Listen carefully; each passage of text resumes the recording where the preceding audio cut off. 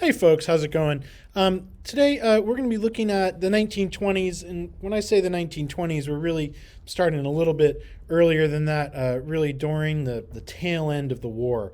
We're looking at a few big subjects, and we're all doing this in a pretty quick pace. We're getting ready for the Great Depression and the New Deal, which comes about starting in 1929. Some of the things that we're looking at are speech and how the government kind of curtails freedom of speech with things like sedition. We're going to be looking at politics and how the government is interacting with worker movements like socialism. We're also looking at women's rights and women's suffrage. Women get the right to vote in 1920, and it has a huge range of impacts beyond just women getting the right to vote. It trickles down into many other areas. We're also going to look at migration in the African American community, how people continue to move out of the South and into the North, and then the impact that it has with things like the Harlem Renaissance and this huge flourishing of African American arts and culture. And there's also some a little bit of a sour side with that too. We see some major issues develop with terrorism, anti-black terrorism, and then we're also going to take a brief look at Prohibition when alcohol becomes illegal in the United States with the 18th Amendment. So I have video clips that are relatively short for each of these that we're going to get to view. Act of 1917 was part of Wilson's array of legislation that included regulating enemy aliens, drafting men for the Army, but the most memorable provisions of the Espionage Act regulated anti-war speech and made it a federal offense to say or do or publish things that would interfere with the war effort, with terms of punishment from 10 to even 20 years eventually, as the Espionage Act is augmented in 1918 with the Sedition Act. World War I was a deeply unpopular war for a significant segment of the American population. And although people didn't fill the streets in protest as they would during Vietnam, they continued to speak out, not necessarily against the war itself, but certainly against particular policies about how the war was being funded, how the troops were being raised through the draft. And coming at a time when there's also a significant radical presence in America in socialist and anarchist movements, many of these people really find themselves in the crosshairs of investigation. A lot of that is coming from the federal government. The FBI triples in size during this time period to enforce these new federal regulations. At one point, the FBI is hiring 50 new agents a week during the war to do this work. And people are getting arrested for things that would surprise us to hear about today. For example, in World War I, people were encouraged to knit socks for soldiers. And one man in Minnesota had sort of refused to do this, and he said, soldiers will never see those socks. This is just being done to keep people busy at home. And he was actually found guilty under Minnesota's sedition statute for those statements. In Montana, a guy named Vess Hall called Woodrow Wilson a tool of Wall Street. And because of that, he found himself arrested under the Espionage Act. He was actually convicted, but his conviction was overturned.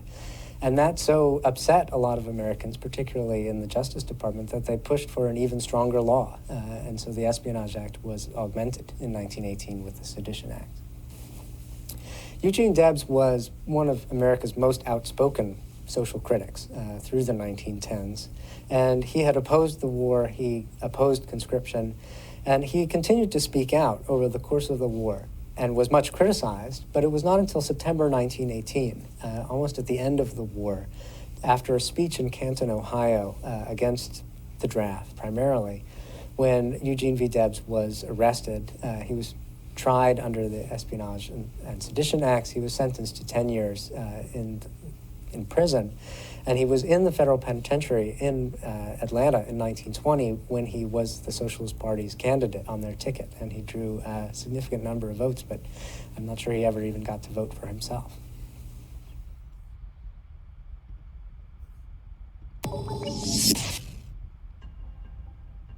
In the early 1920s, many Americans were terrified that communists would attempt to take over the country. Who were the communists? Why was there such a widespread fear of them? In 1917, Russia was taken over by a communist group known as the Bolsheviks. Communism is an economic system in which there is no private ownership of businesses or property. Because the average American takes great pride in the personal ownership of homes and businesses, communism was viewed as a threat to the American way of life. From the moment this revolution occurred in Russia, there were widespread fears that a similar type of communist uprising would occur in the United States. Some Americans felt that the recent influx of immigrants from Eastern Europe, where communist and anarchist philosophies were prevalent, only increased the likelihood of such an event. In 1919, it appeared that many of these fears would be proven correct. A plot was uncovered in which 36 bombs were mailed out to important political figures, as well as prominent businessmen. U.S. Attorney General Alexander Palmer and Supreme Court Justice Oliver Wendell Holmes Jr. were both targeted. John D. Rockefeller and J.P. Morgan were also threatened. On June 2, 1919, 8 more bombs exploded simultaneously in different cities across the country.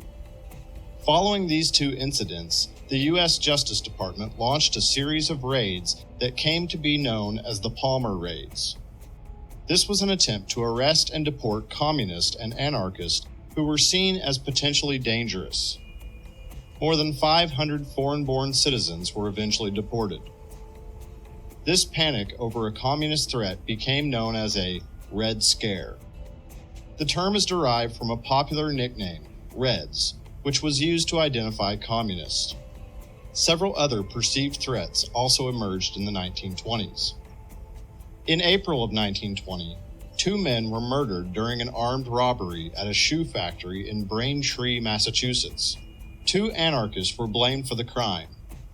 Nicholas Satcho and Bartolomeo Vanzetti both believed in a form of anarchism that promoted violent warfare against oppressive governments. They were placed on trial for the crime of murder and were eventually found guilty and sentenced to death. There was much controversy and doubt as to whether these 2 men actually committed the crime, but the frightened public was searching for a scapegoat to blame. Their sentences of execution were carried out in August of 1927. On the heels of this incident, a rumor began circulating that a major uprising would occur on May 1, 1920. But this never materialized.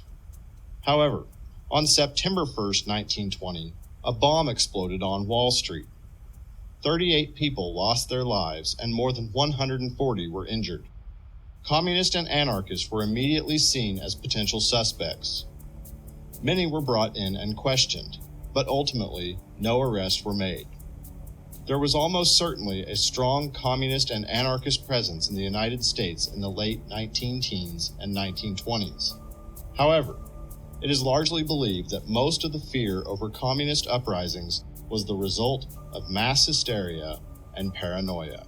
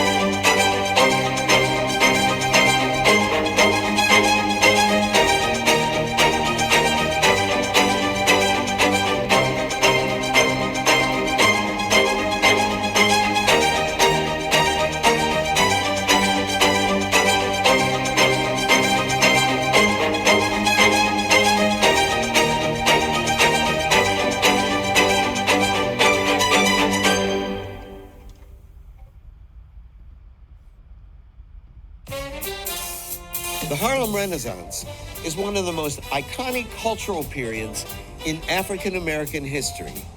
Throughout the decade of the 1920s, Black writing, art, and music flourished, ushering in a cultural revolution that rocked the United States. One of the most important factors that accounted for the rise of what we know of as the Harlem Renaissance is the migration of Black peoples from the South to urban centers like Harlem. The Jim Crow era begins after Reconstruction, and every Southern African American had to think about, what should we do? Should we go or should we stay? For many of these people, it was a matter of life and death, literally. Sometimes in the most repressive times, we create the most extraordinary art. Amidst the fervor of the Great Migration, bold, exciting forms of Black music evolved, along with venues to listen and dance to this music. Blues and jazz clubs became a central part of life in Harlem, where artists such as Louis Armstrong and Duke Ellington, Bessie and Mamie Smith rose to prominence. Then began to cry. He went away and never even said goodbye. The era also saw the burgeoning of literary work by and about African Americans, which the writer Alain Locke compiled into an anthology. He called it The New Negro, and its name came to define a movement. The Harlem Renaissance is a facet of a larger movement that we think of as the New Negro movement, where you have a new generation of Black people, by this point, 2 generations out of slavery, using the arts as a way to help people gain broader civil and political rights. Some of the framers of what became the Renaissance make the argument that the artistic worth of a people has to be proven by the worth of the art and literature they produced, especially for people that historically, over centuries, have been defined as without culture, without history, without any record of achievement. The Harlem Renaissance was the flowering of creativity that had been suppressed for centuries. People that had the sense that things were opening up. And finally, we could be the people that we imagine ourselves to be.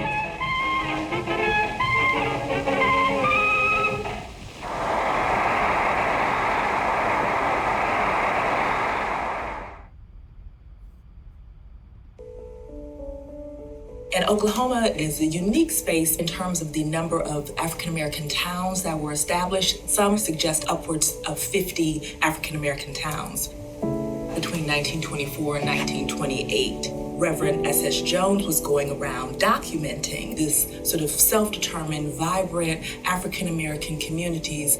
You see the African-American educators, doctors, lawyers, landowners, oil barons. And I think that's what's so remarkable about this footage. To think that individuals, how many years out of slavery, are now owning oil wells that are producing 2,000 barrels a day.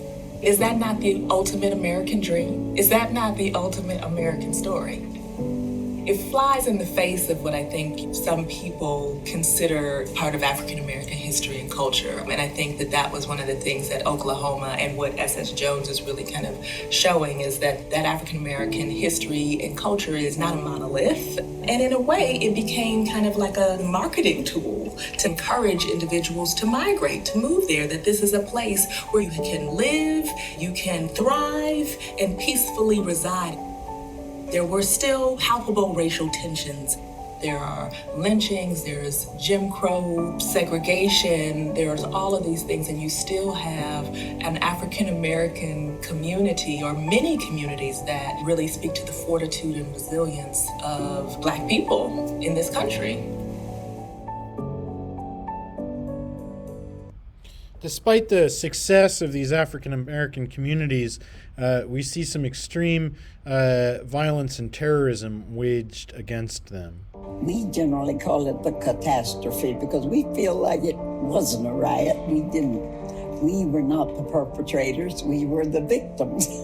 But it took 80 years to get the state of Oklahoma to acknowledge that. The Tulsa Race Massacre is believed to be one of the worst incidents of racial violence in American history. From May 31st to June 1st in 1921, as many as 300 people were killed, hundreds were injured, and thousands of buildings were destroyed. On June 1st, they began to systematically destroy neighborhoods, and they had airplanes dropping things down on people's houses, and they had made up their minds to clear the entire area of black people. It started after a newspaper reported a black man tried to sexually assault a white woman. Though it's still uncertain what exactly happened, many did not believe that story. The Oklahoma Historical Society said the most common explanation is Dick Rollins stepped on Sarah Page's foot when he entered the elevator, causing her to scream. A group of armed black men went to the courthouse to offer help protecting Rollins once they heard talks of lynching. A crowd of white men was also on the scene. A shot was fired and the riots began. My parents were very distressed because here they are with 5 kids, and the schools had been. I went to Dunbar School, and that was reduced to just rubble. I mean, they blew it up. Crowds of white rioters went to the Greenwood district, known as Black Wall Street. It was home to an affluent African-American community with banks, hotels, theaters, and new homes. They took my 8-year-old brother, too, where they were holding all the black men. And we didn't know because we lived on one side of town and they lived on the other. We thought they were locking up the non-blacks, too. But it so happened that it didn't occur that way. What they did was to disarm and lock up all black men. And then they said to the mob, there's nothing out there now but women and children, so you can do whatever you want to do. And that was when the real terrible things started to happen. It ended when the city was placed under martial law and National Guard troops were deployed. But Black Wall Street was devastated. Survivors never received compensation for what they lost.